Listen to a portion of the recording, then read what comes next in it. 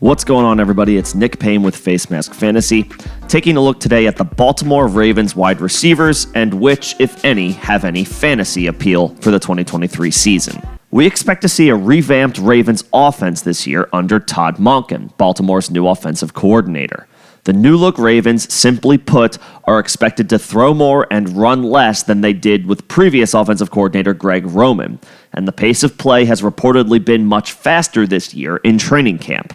While we still expect plenty of designed runs and scrambles from Lamar Jackson, he should easily eclipse his single-season career high for passing yards of 3,127 he set back in 2019. This makes all of the Ravens' pass catchers potentially much more enticing, but this has been a low-volume passing offense since Lamar was inserted as the starter, so expectations are still being tempered based on the ADP of the Ravens' wide receivers. Let's quickly start with Mark Andrews, one of the best pass-catching tight ends in the league. He remains the top option in this pecking order and has an ADP in one quarterback leagues around 28. In 12-team drafts, you have to draft him by the middle of the third round, a price I am very comfortable with. He's not the talking point here because he remains an obvious target for those willing to spend up for a premium option at tight end, plus he's about a round cheaper this year than he was last year. The question, of course, is which, if any, wide receiver do you target from this offense? We'll start with the most proven player here, Odell Beckham. We last saw OBJ in 2021 with the Rams after he was released by Cleveland. In 8 games in LA, Beckham caught 27 passes for 305 yards and 5 touchdowns. He helped the Rams reach and win the Super Bowl that year and was on his way to a monster day in the big game itself before suffering a torn ACL that ultimately cost him his 2022 season. Now 2 years removed from the injury, the 31-year-old Beckham looks to rebound with Baltimore. The team signed him to a 1-year, $15 million deal in the offseason, a noteworthy investment. There's also 2021 first-round pick Rashod Bateman, who has flashed plenty of potential but has had difficulty staying on the field. As a rookie, Bateman needed core muscle surgery during training camp that put him behind the 8 ball as far as reps and preparation for his first NFL campaign. He was able to play in 12 games in 2021, catching 46 passes on 68 targets for 515 yards and 1 touchdown. Decent contributions, all things considered, and coming into 2022 healthy, he was being drafted by the 5th round in most one-quarterback leagues. Hopes of a sophomore breakout ended quickly, though, after Bateman suffered a Lisfranc injury that ended his season after 6 games played. In those 6 games, he caught just 15 passes for 285 yards and 2 touchdowns. Most of that production came in the first 2 games of the season.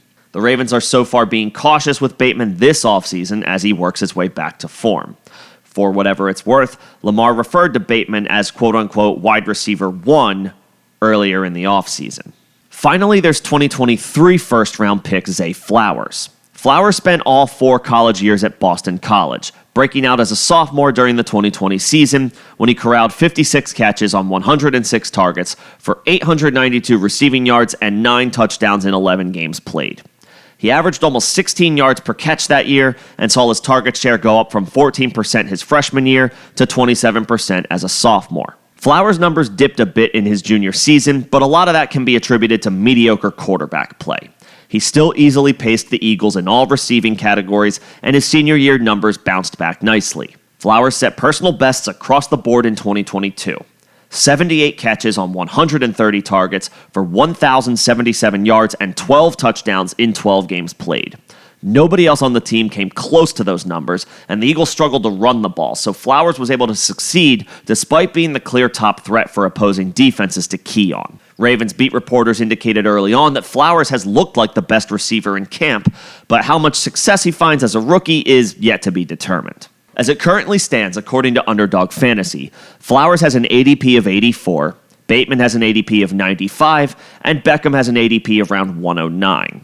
The reason behind these prices is simple. There's a lot of uncertainty around this Ravens offense, what it will look like, and who has the most success as a result. Beckham has some familiarity with Monken dating back to their days in Cleveland. Bateman may have the most big play upside, but hasn't been able to stay healthy. Flowers has the least amount of wear and tear coming in as a rookie, but is unproven. And the Ravens spent decent resources on all 3. Bateman and Flowers are first-round picks made by the team in the past 3 seasons, and Beckham received $15 million as a free agent. With so much unknown about the Ravens, I'm tentatively most interested in the guy who is cheapest in drafts, and that's Beckham. Yes, he's the oldest of this group by far, but he's also by far the most proven player. He'll also be about 20 months removed from the ACL injury, which should be more than enough time to alleviate any concerns about Beckham's return to play. I do like Flowers quite a bit, and it's hardly a risk taking a first-round rookie 85 picks into a fantasy draft. But this could still be a low-volume passing offense. Maybe not compared to past Ravens offenses, but compared to other offenses across the league in general. Flowers will have his weeks, but there's a lot of competition here that could make it difficult for the rookie to find consistent success in the form of fantasy production. I'm not out on him, but I would prefer he slides past his ADP a bit. Finally, with Bateman, I like him in best ball when I can roll the dice on his spike weeks, but he feels like the hardest player to trust, at least for the beginning of the season, in redraft leagues. By the time I get to him at his ADP, I usually have 3 to 4 wide receivers I'm already comfortable rolling into the season with, and so this is where I'm opting for some running back depth. I will say at his reduced cost compared to last year, Bateman is enticing, but he's not fully healthy yet, and Liz Frank injuries are tricky ones to come back from one season after they occur. So if I have to be quote-unquote out on one of the Ravens receivers, Bateman is the most likely candidate.